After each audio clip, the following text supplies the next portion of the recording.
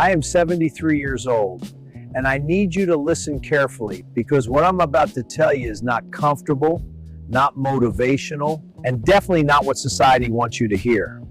Everything you believe about getting older, about waiting for the right time, about someday finally living your life is wrong, completely wrong. And the most painful part is this: I believed those same lies for most of my life.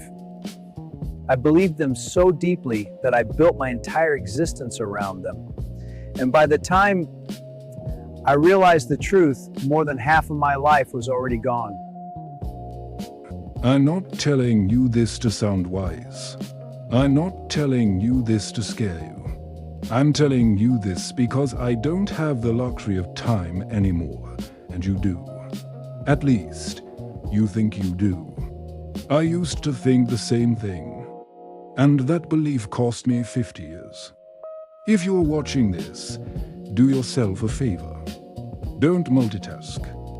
Don't scroll. Don't treat this like background noise. Stay with me until the end. Because somewhere in this story, there is a sentence you need to hear. And if you miss it, you might spend decades paying the price. For the first 50 years of my life, I did everything right. I followed the script. I studied hard. I built a career. I worked long hours. I climbed the ladder. I bought the house. I earned respect. From the outside, my life looked successful. People admired it. Some even envied it. And I mistook that admiration for meaning. Every day looked almost the same. Wake up early. Rush through breakfast. Drive to work thinking about deadlines. Sit in meetings that felt important but were forgotten a week later. Come home tired. Tell myself I'd rest after this phase, after this promotion, after this deal, after this year. I lived in a permanent state of postponement. I told myself I was being responsible. I told myself I was providing. I told myself that sacrifice was temporary. I told myself that one day, when things slowed down, I would finally live. That lie sounded reasonable. It sounded mature. It sounded smart. And it was destroying my life quietly, day by day. At 52 years old, my heart betrayed me. Or maybe it saved me. I was in a conference room discussing numbers that don't matter anymore. Quarterly projections, growth targets, future plans. Then the room started spinning. My chest tightened. My breath disappeared. The next thing I remember is waking up in a hospital bed, machines beeping, tubes in my arms, my wife crying silently in the corner. The doctor told me I was lucky. That word stayed with me, because lying there, staring at the ceiling, unable to move, unable to escape my thoughts, I realized something terrifying. I had been living on autopilot. I wasn't choosing my life. I was following it. And if I had died that day, I wouldn't have lost my future.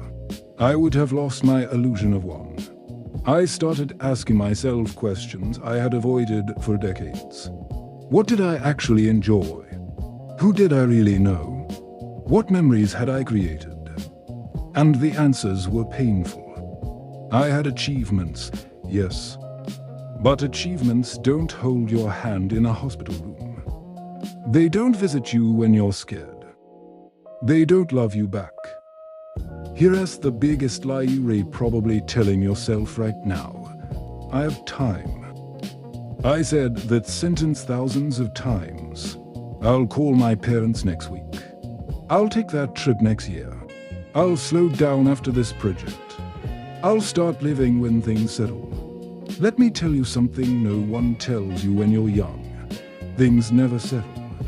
Life doesn't clear its schedule for you. The chaos just changes its shape. I watched people around me repeat the same pattern. Talented, intelligent, hard-working people postponing their lives for a future that never arrived. One of my closest friends worked 70-hour weeks for decades, built a business from nothing, missed birthdays, missed vacations, missed moments he could never get back. He kept saying he'd slow down next year. Next year never came. He had a stroke at 68. At his funeral, his son said something I will never forget. My father was successful, but I barely knew him. That sentence should terrify you. Your regrets will not be about the risks you took and failed. They will be about the chances you never took at all. I don't lose sleep over bad investments or wrong career moves. Those fade. What keeps me awake are the things I didn't do, the places I never saw, the conversations I postponed, the love I didn't express when I had the chance. My father died when I was 45. We had a complicated relationship. I always thought we'd fix it later, when I was less busy. I was always busy. One morning, he was gone. Heart attack, no warning, no closure, and suddenly, later didn't exist anymore. My biggest regret isn't what we argued about. It's all the Sundays I didn't call. All the dinners I skipped because I was tired. All the moments I assumed I could reschedule. After my heart attack, I stepped back. Not because I wanted to, but because I had to. And in doing so, I discovered something uncomfortable. The world didn't collapse without me. The meetings continued. The company survived. The emails kept coming. Everything I thought was urgent turned out to be replaceable. Except my time. That realization changed everything. In the years since, I've learned that success is a terrible goal. It's vague, it's endless, and it's never satisfied. You reach one milestone and immediately chase the next. The feeling lasts a day, maybe two. Then it's gone, and you're back on the treadmill, running faster, going nowhere. Meaning doesn't work that way. Meaning comes from presence, not progress charts. What actually matters is embarrassingly simple. Time with people you love. Work that feels honest to you. Experiences that become stories instead of possessions that collect dust. Being present instead of productive every second. When I was younger, I would have rolled my eyes at this. I thought it was something people said when they failed. I was wrong. I was dangerously wrong. I have grandchildren now. When I look at them, I see myself decades ago. Restless, anxious, rushing towards something they can't even define. They believe their stress is unique, that their generation has it harder, that old rules don't apply. I believed that too, and I was wrong too. Time doesn't care about your generation. It moves the same way for everyone. Here's the question I want you to sit with. Not answer quickly. Sit with it. If you died tomorrow, would you be satisfied with the life you've lived so far? Not impressed. Not respected. Satisfied? If the answer makes you uncomfortable, good. That discomfort is clarity trying to get your attention. I'm not telling you to quit your job. I'm not telling you to abandon responsibility. I'm telling you to stop sacrificing what matters for things that don't. Health is not negotiable. Relationships are not replaceable. Joy is not a reward you earn later. It's something you practice now.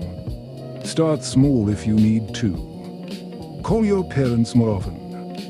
Not when it's convenient. Make it inconvenient.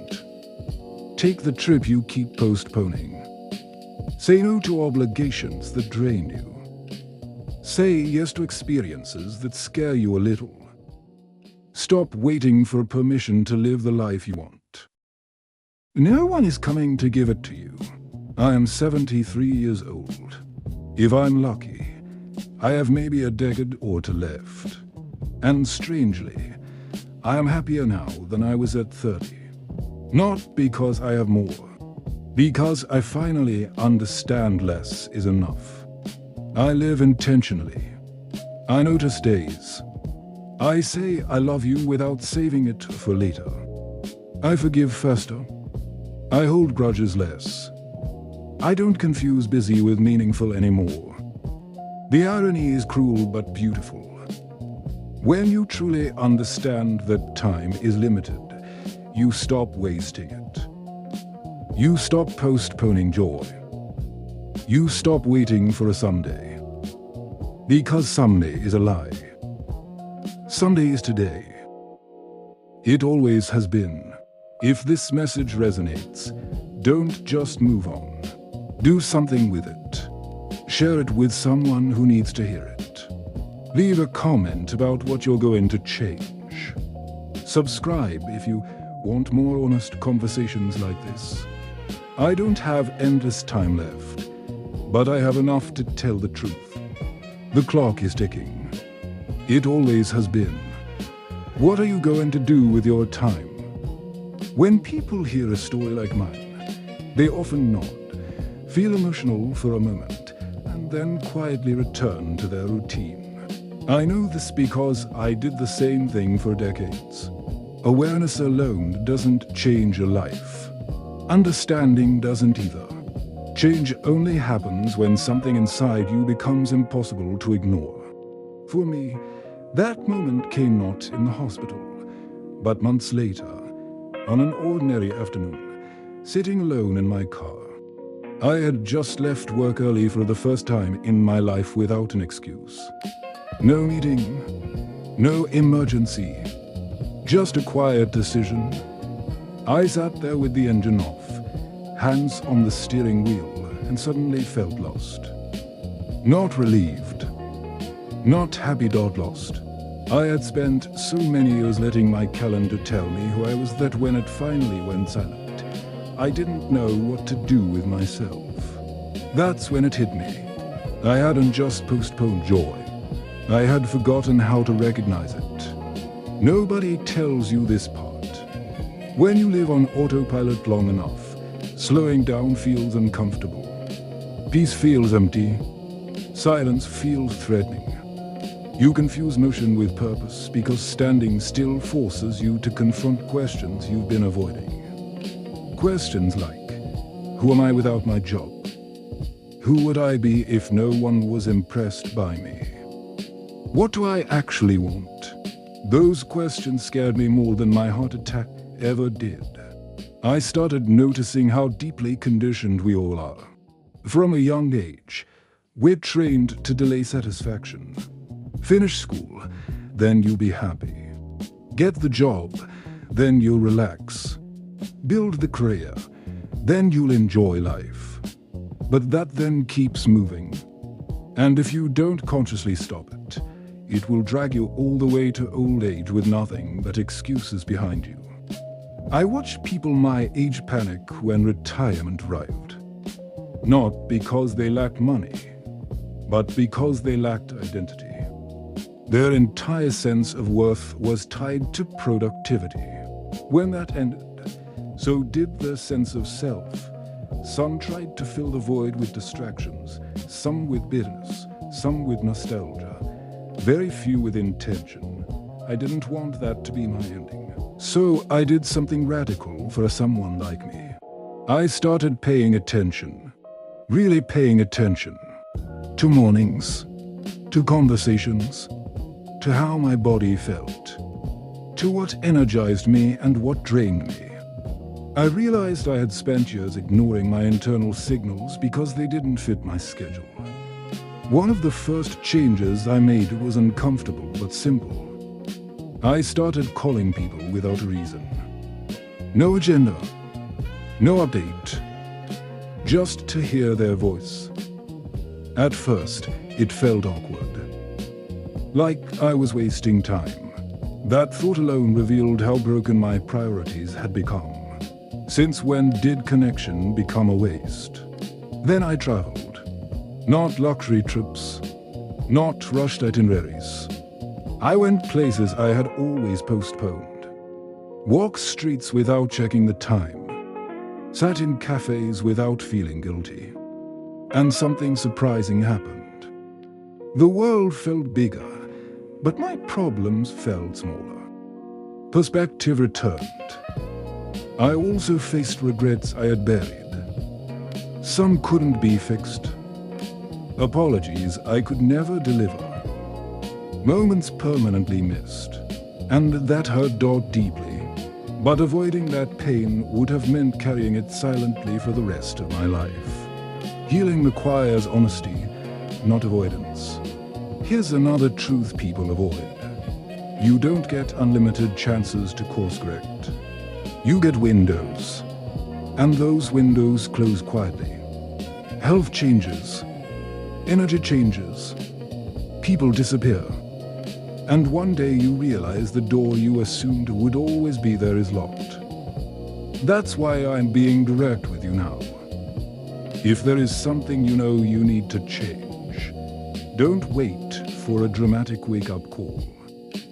Don't wait for illness. Don't wait for a loss. Don't wait for regret to force clarity on you. Voluntary change is painful. Forced change is devastating.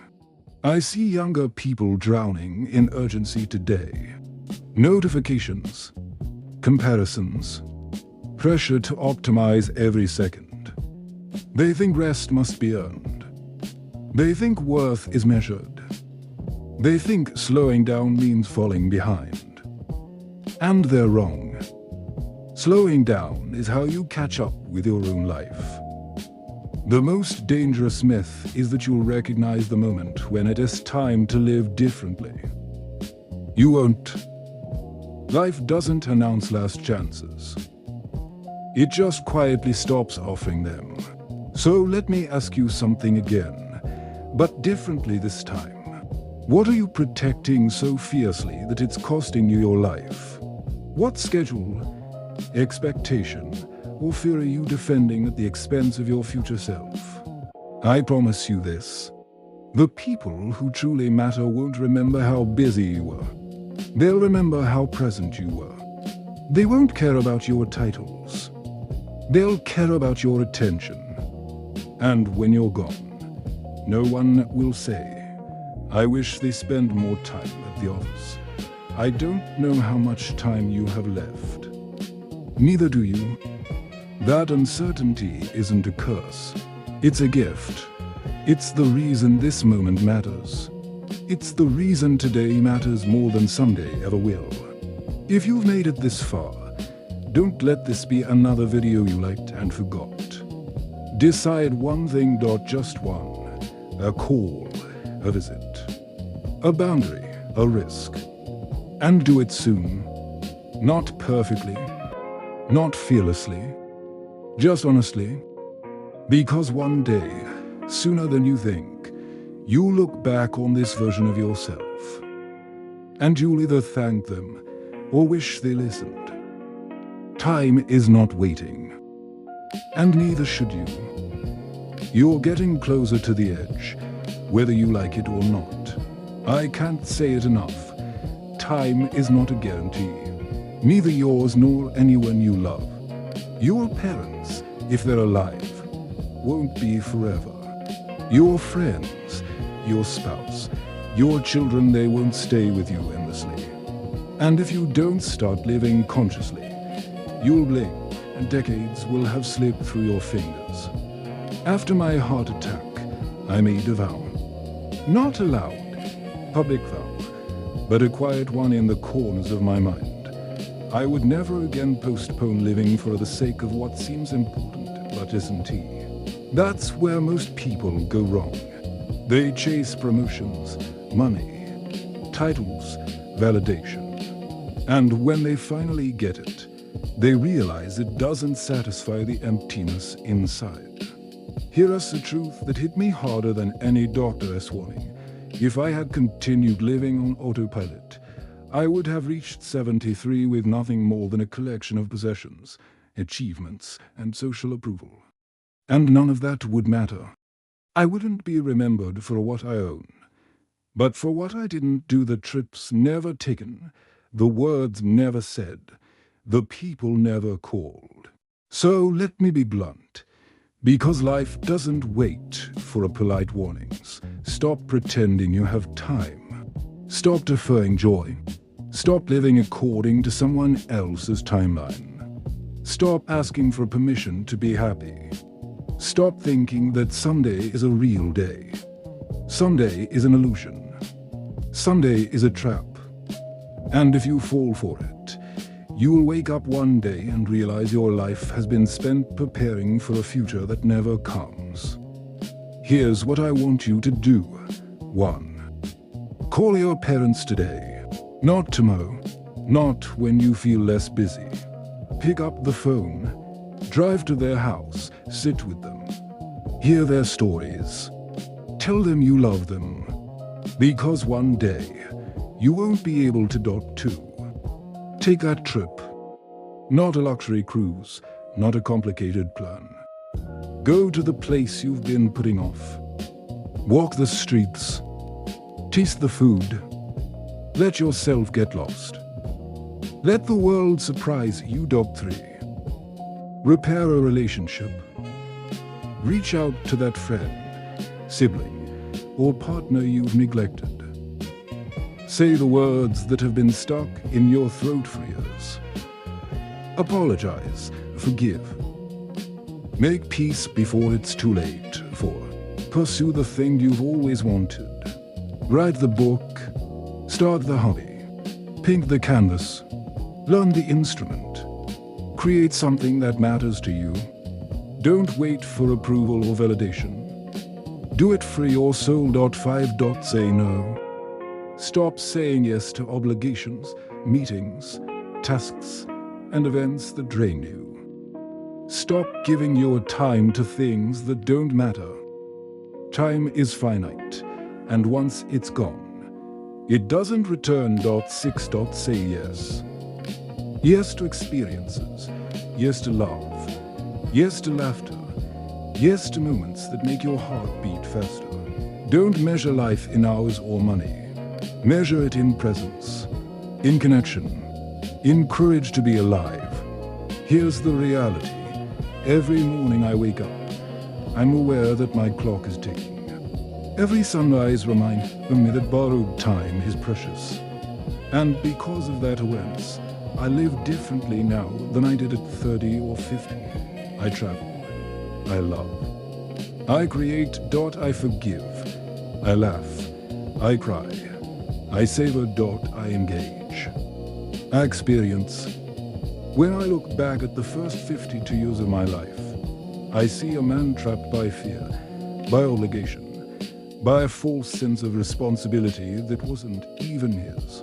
I see years of moments that should have been mine, given away to triviality. And that knowledge is painful. It burns. But it also teaches. It lights the way for you. Let me give you one last warning. Do not waste your life proving yourself to people who don't matter.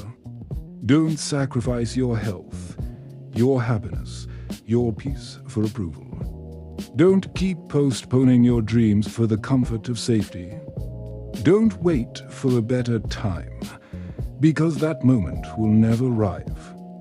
I know it sounds simple, maybe too simple, but it's true. Life is simple in what matters. You either live it intentionally, or it passes you by. You either say the words you need to say, or you lose the chance. You either take the steps you dream about, or you regret their absence forever.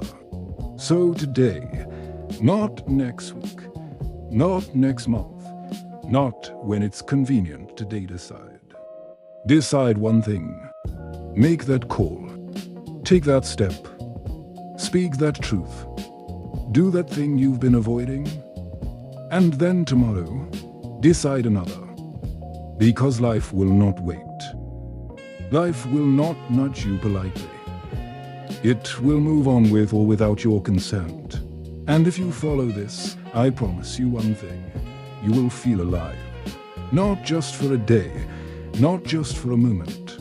You will feel awake, present, aware. And that, my friends, is far more valuable than any paycheck, any promotion, any accolade. Presence is wealth. Presence is success. Presence is living. I'm 73. If I'm blessed, I might have 10 or 15 more years. Maybe 20 if luck favors me. That's not guaranteed. And yet, these last 21 years, after my heart attack, have been richer than the 52 before. Not because I made more money, but because I finally understood that life is about people, moments, experiences, love, and courage. So here's my final, urgent plea to you. Whoever you are watching this, stop waiting. Start living. Pick up the phone. Say the words. Take the risk. Go on the trip. Forgive. Love more. Laugh more. Be present. Because someday is a lie. And your life, your one precious life, is already slipping away. If this message touches you, don't just watch and forget. Comment below what you're going to do differently. Share this with someone you care about. Subscribe for more truths about life that you won't hear anywhere else. Because the clock is ticking and the time to live is now. Remember, the life you've been postponing isn't waiting. You are.